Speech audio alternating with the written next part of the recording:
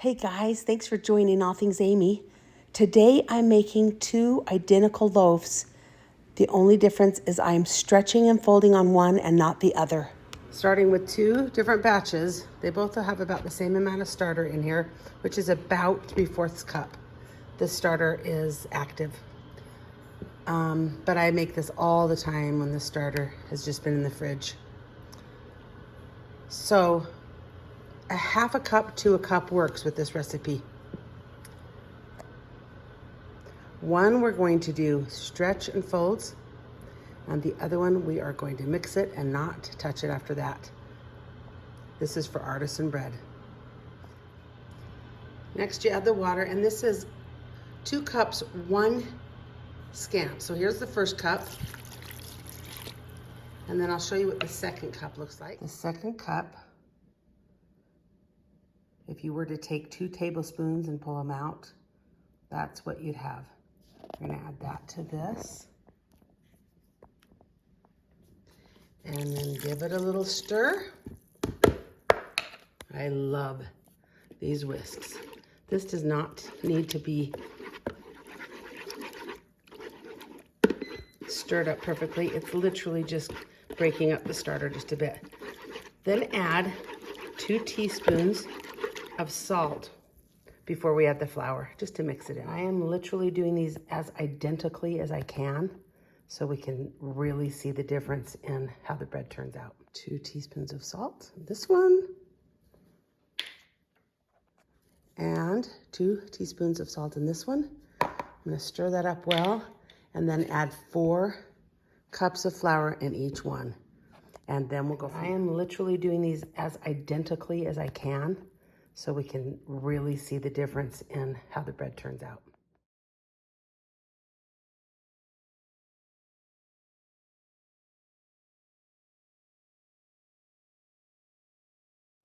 Okay, I stirred those really well, and then I just added 4 cups of flour.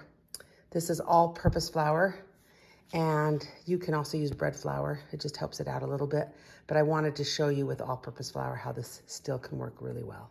The key here too is when you're stirring this in and you know you're doing stretch and folds, just in a half an hour, it's fine if you don't get it perfectly incorporated.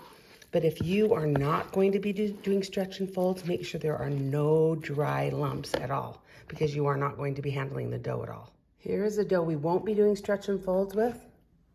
That's what the dough looks like. It's very wet. It's got a good hydration, and it's very stirred now. There's no pockets of like flour. It's all mixed in. That's all we're doing with this one, and covering it for several hours before we shape it. Okay, the second one is ready to roll. This is the one I'm going to do stretch and folds with. Now look, the dough looks just the same, and it is. I'm going to cover this now with a wet cloth, and this one too. In a half an hour, I'm going to stretch and fold this one and leave this one be. See you soon. All right, we're going to do our first stretch and folds. So you can use both hands. I usually just use one and hold on to the bowl.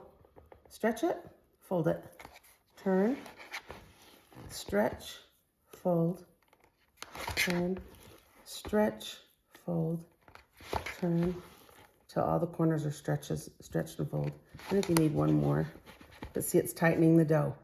Now, you probably know how to do that already, but we're not gonna touch the other one. We'll be back in a half an hour to do one more stretch and fold on this one. So after one stretch and fold that I just did, this is how the dough looks different.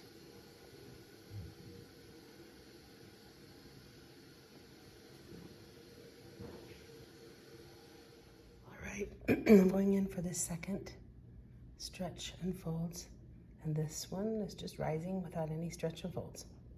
Here we go. I'm doing this one-handed because I'm recording too.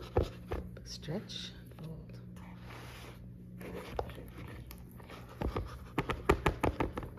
Stretch.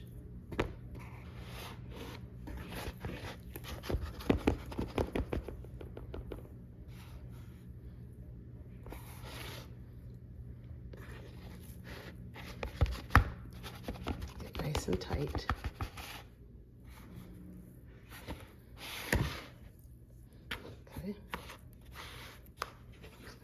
this dough from the side. And just fold it in. There we go. Right. Now we're gonna just let this one and this one rise until about doubled in size. And of course, cover with a wet towel or saran wrap or shower cap while it's rising. All right, they've doubled in size. We've got the one that I did the stretch and folds on and the one that I did not. Way different in texture. But I'm going to now just shape them like I normally would, and we'll go from there. All right, ready to take this out.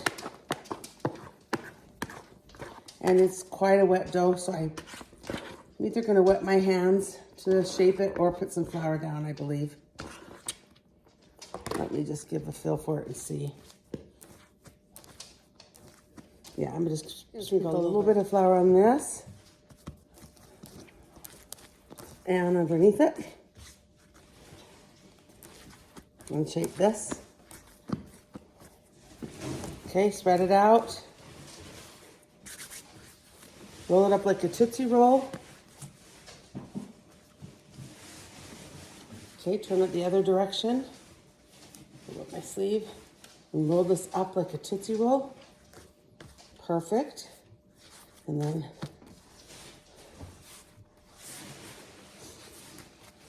tuck those ends under while I roll it, creating this tight shape without ripping the dough. As soon as it feels like it's going to tear, that's when you stop. Okay, that's perfect. Okay, now this is going in on some parchment paper. I don't spray it. And in a bowl, the size I want it to raise to. Okay, that's ready. I'm going to cover that with that wet towel. Okay, now for the dough of the one I did not stretch and fold. I'm going to do the exact same thing.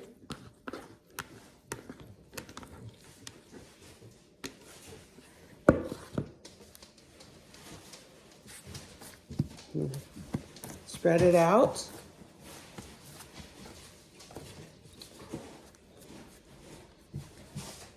Roll it up like a Tootsie Roll. Now this is way looser. It doesn't feel as tight as the other one, but I'm getting it tight as I roll it up. Okay, now I'm going to do the same thing. Tighten the dough while I work it in a circle, pulling up on it and tucking under. This is going to take a little more time to get it tight because it was quite loose. It didn't have as much structure as the other one that we did the pull or the stretch and folds.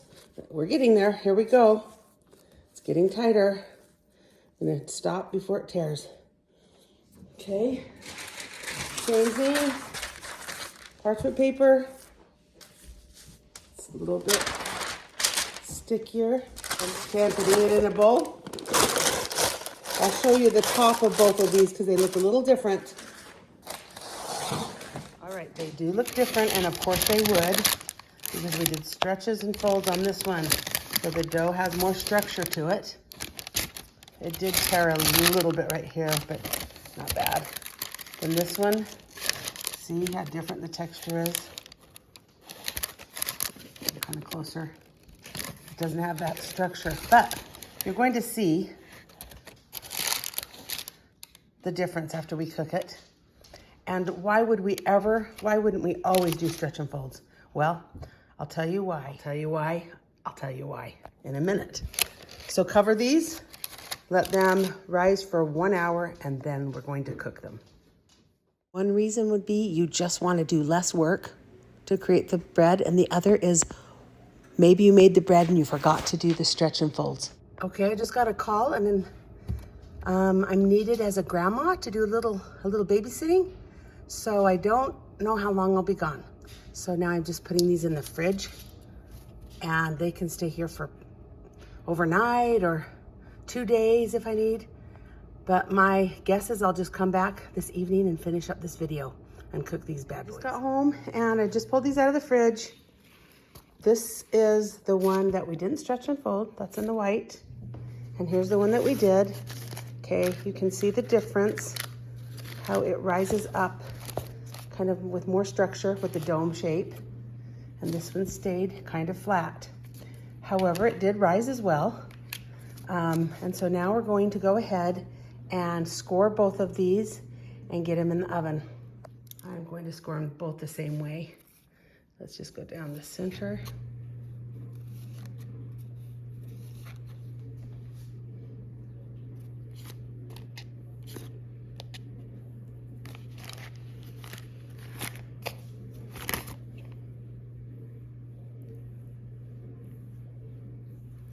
The oven is preheated, so it's ready to rock and roll. And then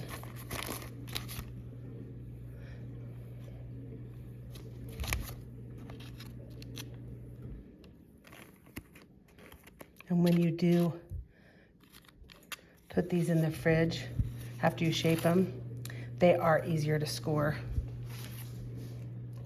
So that's one plus for doing it. And they'll be more sour tasting too. That's another reason. Okay, I'm gonna put these in the Dutch oven without the stretch and folds in the orange Dutch oven. And you can see it's flatter and it is not holding its shape as well. This one you can see that did have the stretch and folds, and the till one has kept its dome and has its structure a little bit better. It holds its shape. I'm going to put this in the oven, both of them at the same time, 475 for 30 minutes with the lids on, and then 20 more minutes with the lids off. Take the lids off after 30 minutes, and we'll kind of see already what's going down here with this. So this is the one that had the stretch and folds.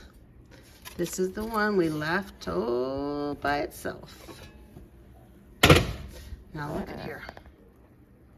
That's a little bit more domed, but they both have really done their magic in the oven here.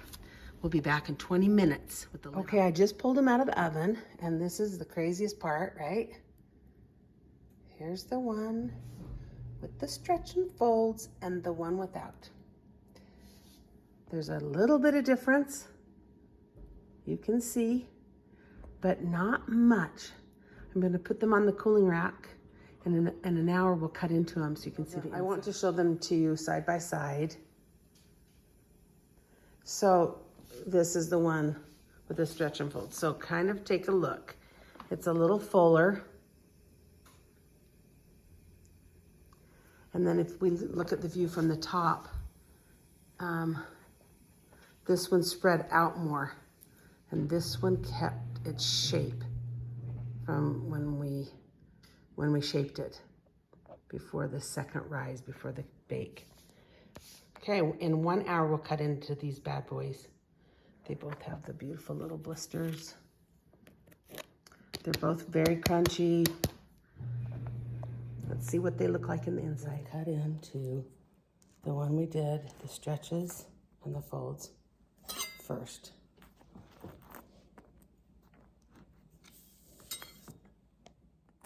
Okay, hear the crunch.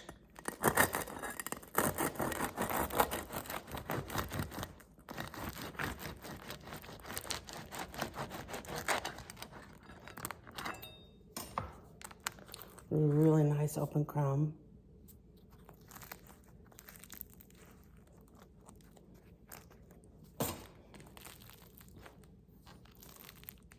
Okay. Now here is the one that didn't have all the extra tender love and care, but it was able to develop quite a bit on its own through the long process of the first rise. And we did the second rise in the fridge too. It extended its length. Still have that nice crunchy crust. Now look at it. Look at this. Isn't that something?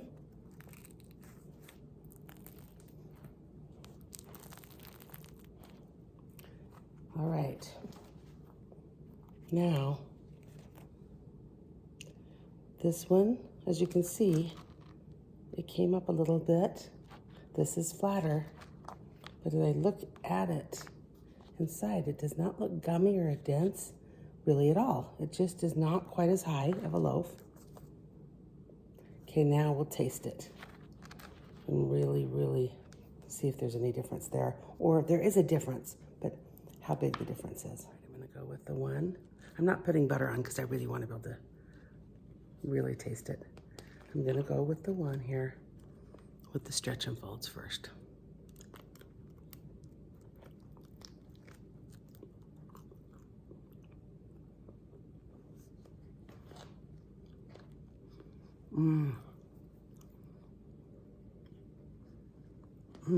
It's so good.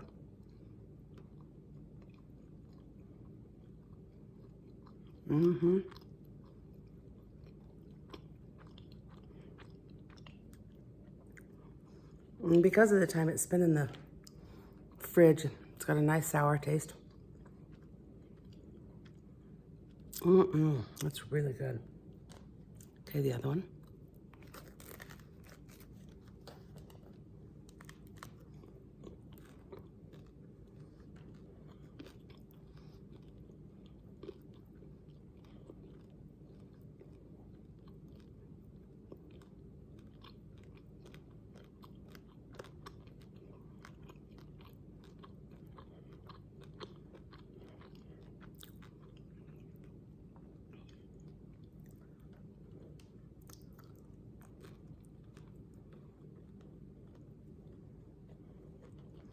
It's really hard for me to tell the difference. They're both phenomenal.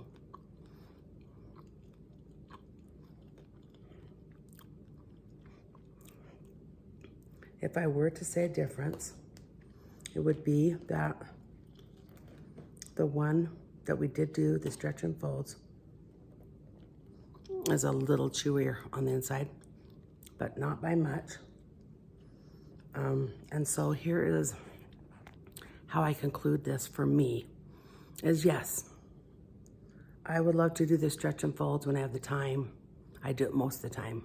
But if I only could do one, or if something happens where I forget about it, and I'm like, oh my gosh, it's morning, and I have some dough sitting on my counter that I never did any stretch and folds, I'm gonna move forward and cook it for sure. Because I hear people say that all the time. They're like, because I teach bread classes, oh, I made it and I forgot to do the stretch and folds. 4 hours went by, and then I went, oh, that's fine. Let it finish its process, 8 hours or whatever, to double in size, and shape it and cook it. Or if it's keeping you from making bread because of all the work that you have to do, because of all the work you have to do, with those stretch and folds, don't do them. And just make some yummy artisan sourdough bread. Okay? Thanks, you guys. Thanks for joining. Please excuse the lipstick on the bread. But there's the one with the stretch and folds. There's the one without.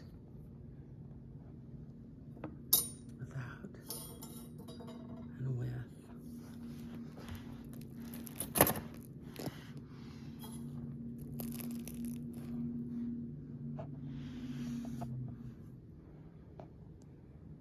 Thanks, guys. Thanks for joining All Things Amy today. And remember, all things done with love.